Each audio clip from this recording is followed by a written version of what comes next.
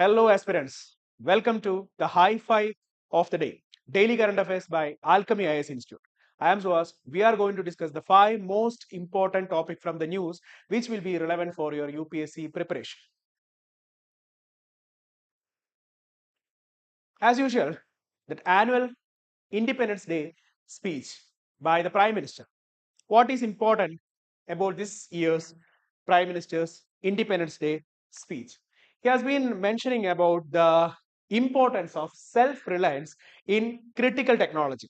The critical technology means India is actually already facing the challenges in semiconductors, defense, in defense technology, that engine, missile technology, AI, green hydrogen, nuclear energy. So what is the importance, relevance of being self-sufficient, self-reliant in critical technology, and the global disruption, how this global disruption is affecting India's capability, and how can we overcome this global disruption by being self-sufficient in critical technology.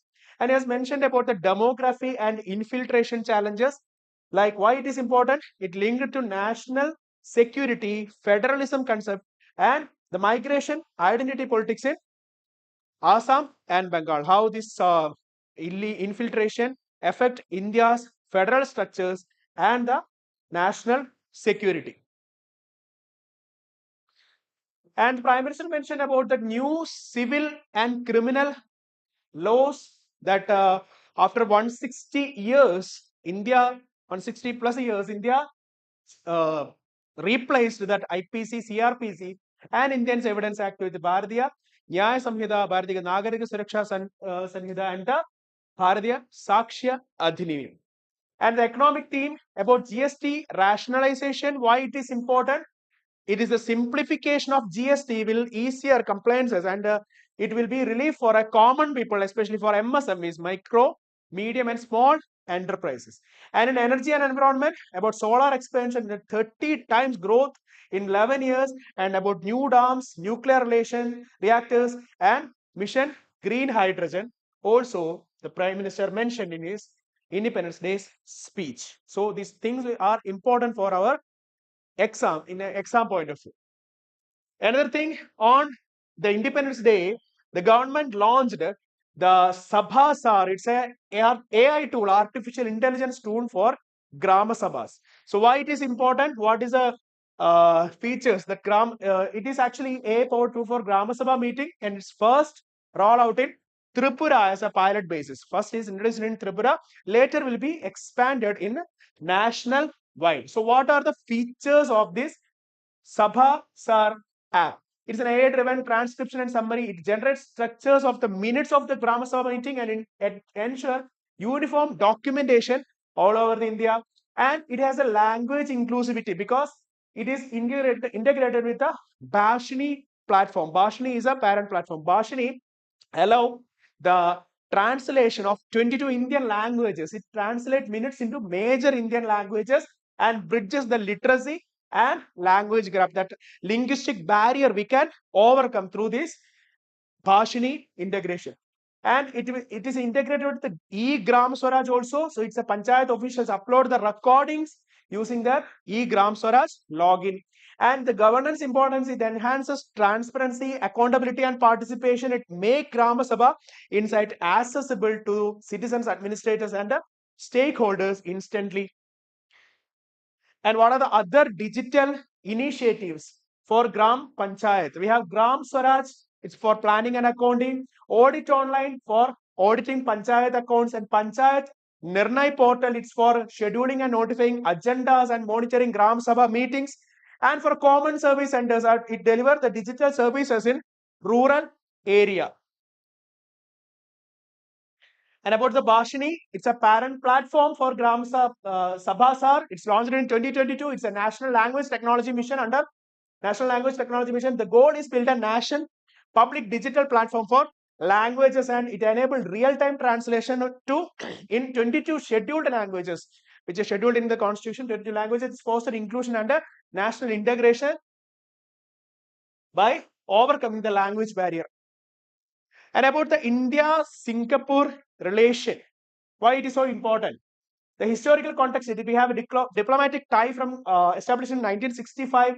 The relationship urged with strategic partnership in 2015, and we have a strong cooperation under ASEAN framework, East Asia Summit, and Indo-Pacific platform. And Singapore has often supported India in the regional forums like India's entry in the ASEAN-led institutions.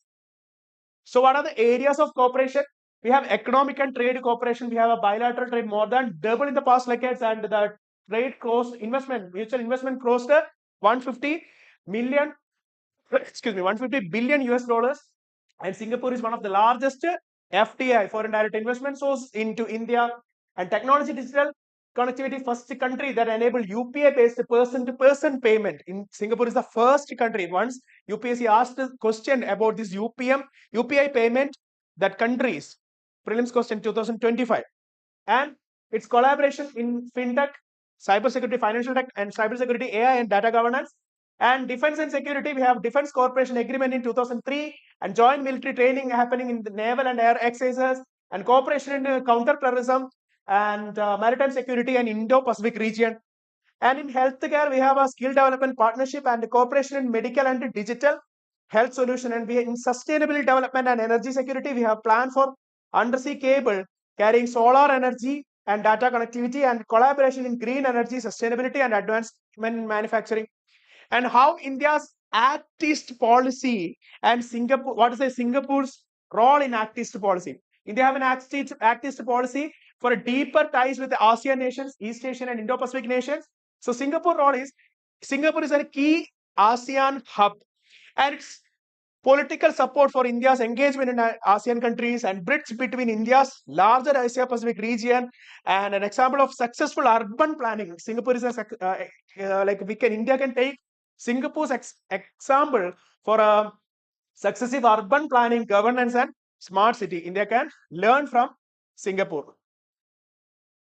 And Singapore's semiconductor push. India is developing a semiconductor ecosystem, and Singapore is a global semiconductor hub with expertise of chip designs and manufacturing ecosystem, and it acts as an investor and technology collaboration, and it's a source for skilled manpower and research and development. It is a gateway to Southeast Asian's electronics supply chain. That's how Singapore is important. So these are the key takeaway of this India-Singapore ministerial roundtable conference. It's advancement in manufacturing, connectivity, digitalization, healthcare and medicines, skill development, and sustainability. And we can mention about this 21st century's areas like green energy, digital payment, AI, and semiconductors. And Singapore is a model partner in ASEAN, and it's a linchpin of India's Act East policy. Excuse me. After Operation Sindhu, there was a debate about this Agnipath scheme. So what is Agnipath scheme? It's launched in June 2022.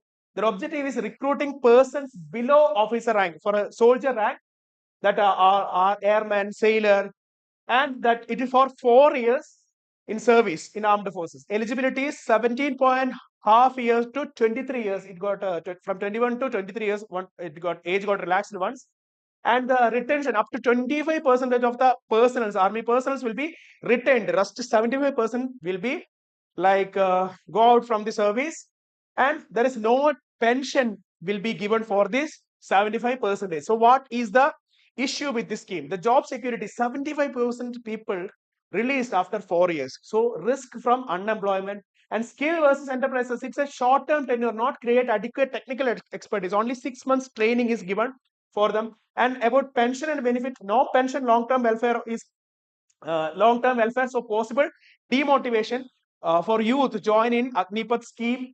And internal security risk, trained youth without job may possess an internal security risk. It's like potential misuse of non-state actors, like these people, when they are not having employment, there is a possibility that they will be used against the state. And implementation gap, need to harmonize leave, casualty benefits, and transitional policies. Another important topic is password protected brain implant. We're talking about brain computer interface. So how it works, what is actually? It's a direct communication pathway between brain and external hardware, software. It is bypassing the need of muscular control, and by signaling alone can trigger the devices. Like we can control a device without using hands. We can use the brain. We can like by sending the signals from the brain, we can control the devices. So it is bypassing the motor activity from the brain's signals. That device will be controlled, and it can be used in assisting people with paralysis, ALS, or severe speech impairments, and restoring the loss of speech function. When someone cannot speak, we can use these brain signals and we can replace their speak ability. And it's a neuroprosthetics also. We can use like artificial hands or limbs. We can use this for movement of this. We can use it, and in the military and security research also we can use. And why it is a breakthrough, it is important. There is a privacy concern that internal speech brain computer interface could accidentally decode through not intended for the expression. If we are not intended to express that also, that whatever inside our brain, that can be like that can come out. And the solution is scientists created a password layer. That device only works when the user think of the present the password. That means like that signal will not always be transferred. There will be a password lock for this. When the user is intended, when the user give this password, then only the signal will be sent, or the signal can be transmitted. And the outcome will be protect against mind leak and the strengthen ethical safeguard of this. Currently, current affairs drill question of the day. Consider the following statement regarding the brain-computer interface. BCI allow direct communication between the human brain and external devices without involving muscular movement. The motor context when the extrodes are often placed in the brain-computer interface is primarily associated with the voluntary movement. The recent development password-protected BCI decodes only spoken words, not imaginary speech. Adding a password layer in BCI enhances user privacy by preventing the unintended decoding of thought. So which of the statements given above is or are correct? The options are given here. You can comment your right answer below in the comment section.